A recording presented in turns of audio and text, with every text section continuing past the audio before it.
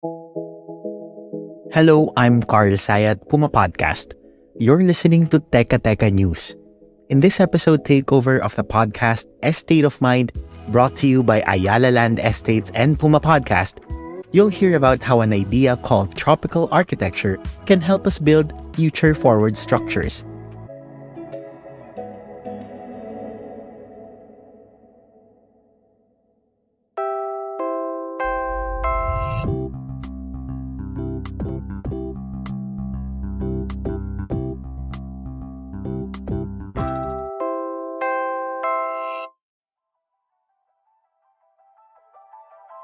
3 weeks ago, we were hit by severe tropical storm Paeng.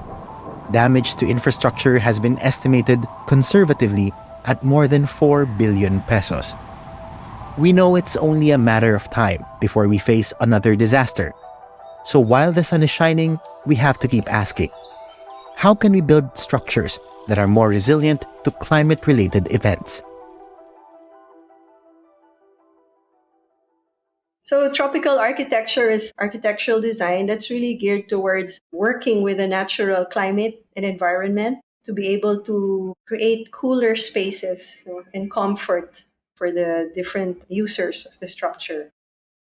If you've listened to our previous episodes, you're probably already familiar with architect Mia Quimpo's voice. Mia is also the head of Ayala Land Planning and Urban Design.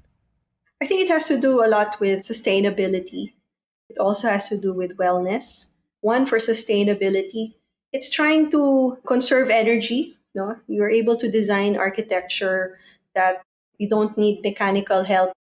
And at the same time, when we do tropical architecture, we not just think of the building, but we also think of the building in relation to the site. No, we work with the terrain and minimize earth movement because we have prevailing winds, diba? There are wind directions during whole year round, and we try to maximize those winds to also cool the house, no?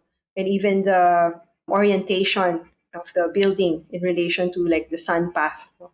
So it's very important in terms of being sustainable, also in reducing our energy bills and cooling bills, and helping increase our wellness and our mental health. No? Tropical design is a form of adaptive design. So think of the Philippines and our two seasons. Start with that and the question, what should our wet and dry months mean for our buildings? So, for instance, the roof, if we're talking about the house, no, the pitch of the roof or the slope of the roof actually plays a big role in tropical architecture. We will notice in different countries, for example, the colder climates, they have different roofs than us, diba? You'll see some of them really have high pitched roofs, especially the ones in the colder climates where there's snow. And us, we have this almost 30-degree roofs, and it's because of our rainfall, which is almost half of the year. And at the same time, because half of the year it's very hot, we have these pitched roofs so that the air actually from the lower floors rises through the roof, no, and then escapes through the eaves. So the roof plays a big role in cooling, and at the same time protecting us from the elements there. In relation to the roof, also, I mentioned earlier, we have the roof eaves. These are the overhangs from the walls. No? In the Philippines, to be able to minimize the sun and to create more shade within the house, as well as protect us from the rain, we have much longer eaves. In colder countries and in the temperate countries, you'll notice their eaves are very short. It's because they want to bring as much sun in contrast to us. From the roof, adaptive design leads us down the rest of the house or building. Also, we see the windows also in the Philippines. Preferably, we have huge windows so that it's really so maaliwalas and you're able to bring in the air. But sustainability in tropical design isn't just about keeping cool. By now, it's also urgently about keeping all of us alive.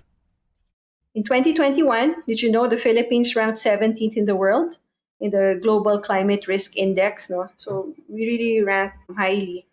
Knowing this, tropical architectural design is really has a role in minimizing these future climate risk events. No? tropical design, it really ensures that we design according to our local climate. So knowing how climate change is changing our local climate, we're able to adjust the way we design. No? So for instance, right now, actually in Europe, diba, they're having these heat waves. In the Philippines, then our temperatures have actually been rising, and this has resulted in sea level rise. And diba, the Philippines, most of our cities are coastal. That was really the criteria in establishing a city should be near a body of water, no? And a lot of our cities are threatened by these sea level rise. Also, another threat is the urban heat island effect. A lot of the modern materials, like concrete, glass, they really contribute to the heat island effect of our cities.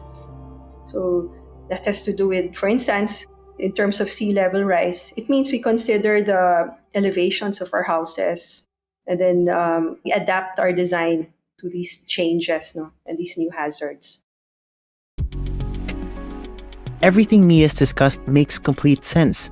But why is it so rare to come upon structures that really apply these ideas? I think really, especially in the urban areas, it's really a challenge because we're really dependent on air conditioning. No? And a lot of us, I must say, I'm also guilty of this.